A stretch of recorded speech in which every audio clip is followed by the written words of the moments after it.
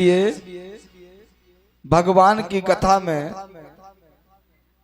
भगवान के नाम में हमें ये संकोच नहीं करना चाहिए कि हम किस स्थिति में ले रहे हैं। भगवान ये नहीं कहते कि तुम नहा धोकर राम राम कहो,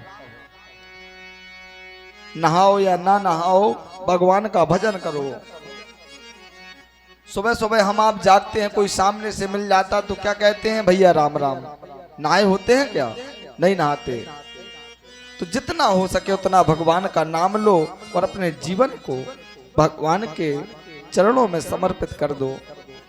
भाव की बात है, एक सज्जन जगन्नाथ जी गए, जगन्नाथ जी गए और बढ़िया भ्रमण किया चारों तरफ। भ्रमण करने के बाद महाराज घूमते घूमते आए तो एक मंदिर में, जो जगन्नाथ जी का मंदिर है,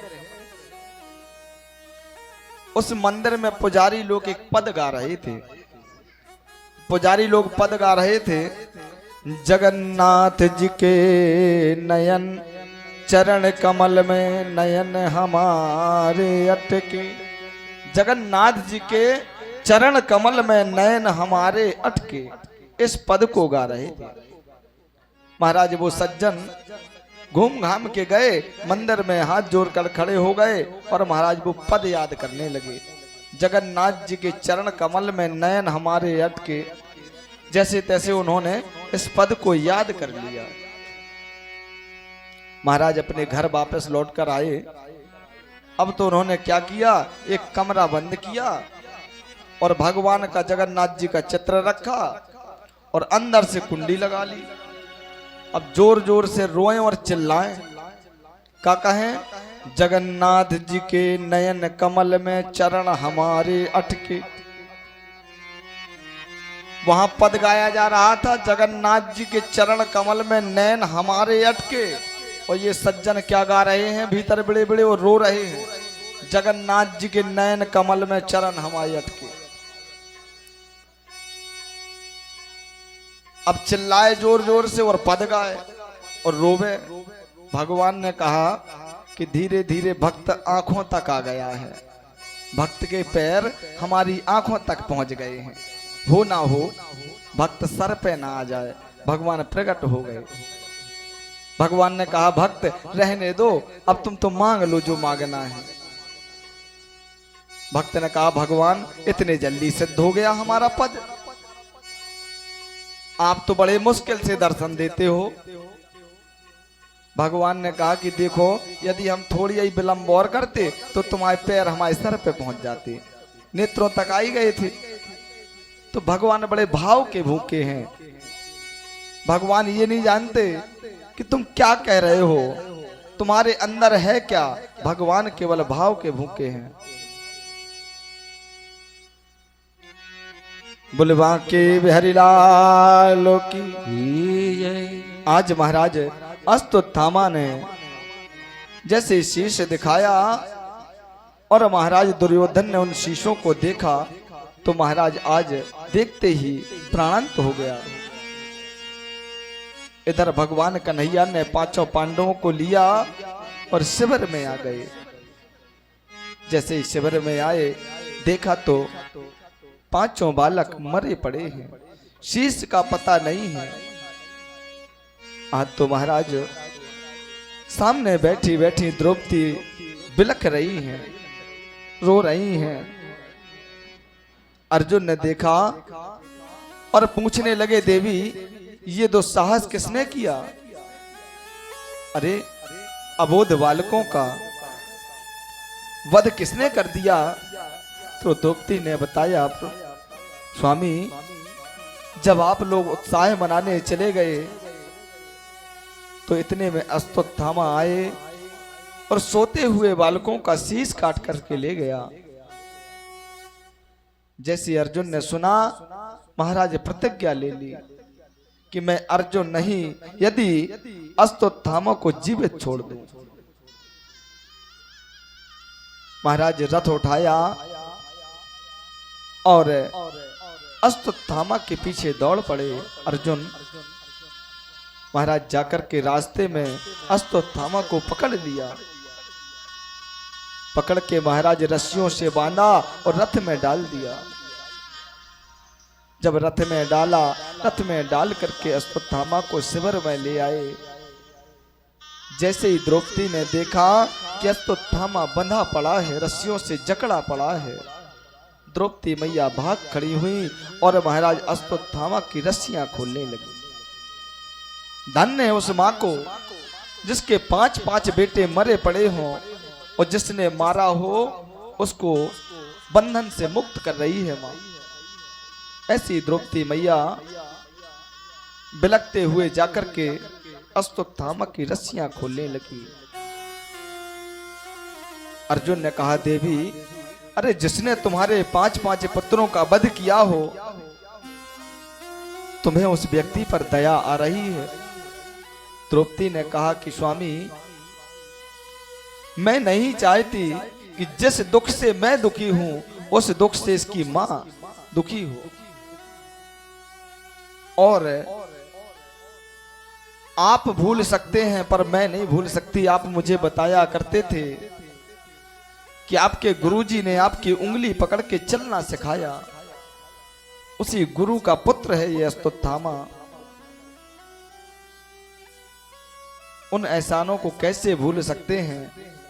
अरे गुरु नहीं तो गुरु पुत्र ही सही, लेकिन है तो ब्राह्मण। महाराज रस्सियों को खोला और कहने लगी, स्वामी इसका वध नहीं करो। अर्जुन ने कहा, देवी, हम तो प्रतिज्ञा कर चुके हैं और प्रतिज्ञा से हम वंचित नहीं हो सकते। इसका वध तो सुनिश्चित है।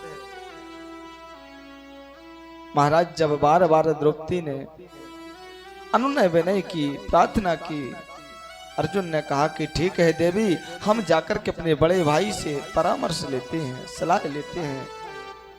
महाराज जाकर के धर्मराज युधिष्ठिर के पास पहुंचे। बोले, भैया, मैंने प्रतिज्ञा ले ली और द्रौपदी मुझे अश्वत्थामा का वध नहीं करने दे रही है, मुझे क्या करना चाहिए?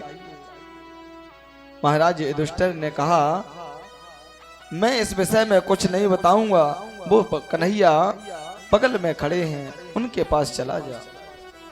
महाराज आज अर्जुन बांके बिहारी के पास में आए और हाथ जोड़कर खड़े हो गए।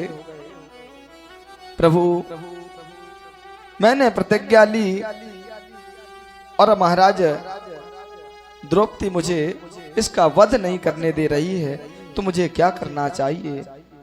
भगवान तो 3 जगह से टेढ़े हैं ही, बात भी टेढ़ी कर देते हैं। ब्रह्मबंधुर न हन्तव्या आताताई हदार्भिणा मयो वो भयमानुदानम् परिपापहनो शासनम।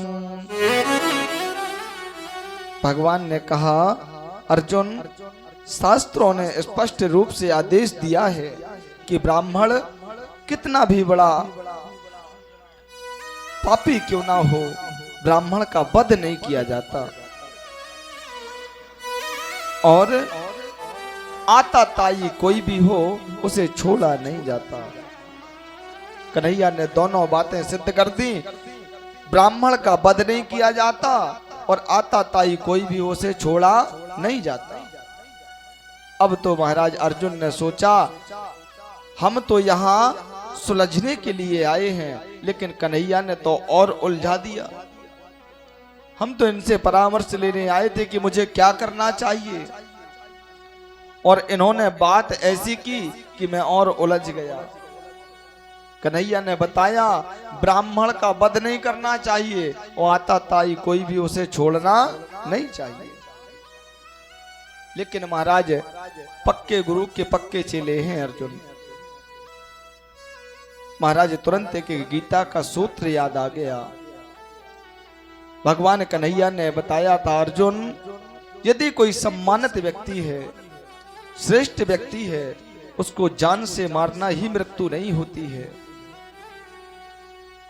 उसका मान हान कर दो, मान मर्दन कर दो, तो जब जब उसको वो मान मर्दन याद आएगा तब तक उसकी मृत्यु होती रहेगी। इज्जतदार इंसान की यदि बेइज्जती हो जाए तो मृत्यु से कम नहीं होती। महाराज जैसे ये सूत्र याद आया, अर्जुन वहां से चल पड़े और आकर के महाराज अश्वत्थामा के पास पहुंचे।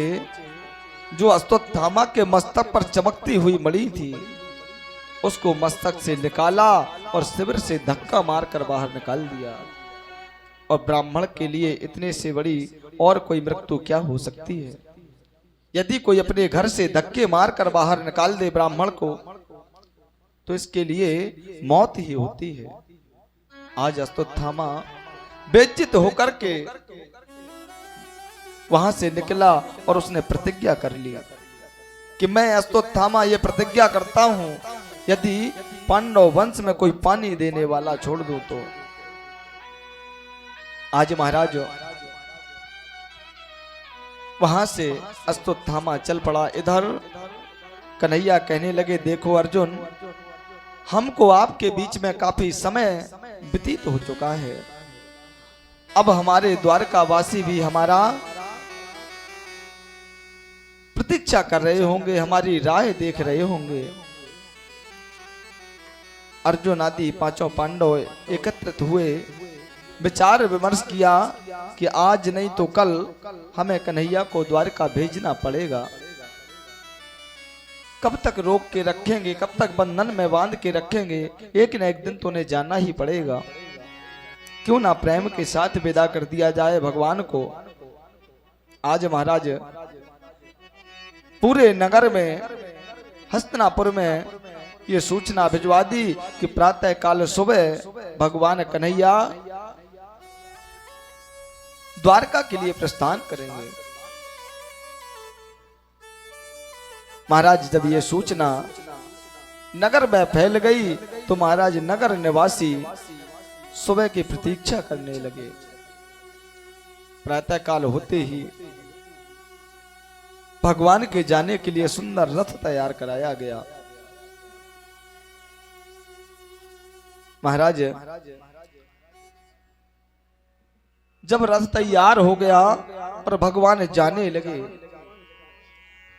जैसे ही भगवान ने एक हाथ रथ के ऊपर रखा और एक चरण रथ के पायदान पर रखा, इतने में महाराज हुआ क्या, एक अबला चीखती पुकारती भगवान के चरणों में आकर लिपट गई। और महाराज त्राहि माम करने लगी। भगवान ने नीचे देखा कि कौन है। और जब महाराज कन्हैया की दृष्टि पड़ी तो देखा कि अभिमन्यु की पत्नी उत्तरा मेरे चरणों से लिपटी हुई है। भगवान कन्हैया ने कहा, देवी क्या हुआ? तो महाराज आज केवल उत्तरा एक बात बोल रही है, प्रभु मेरे गर्भ की रक्षा करो। एक बार भी उत्तरा ने ये नहीं कहा प्रभु मेरी रक्षा करो, क्योंकि उत्तरा जानती थी यदि मेरे गर्भ की रक्षा हो गई तो मेरी रक्षा तो पहले हो जाएगी।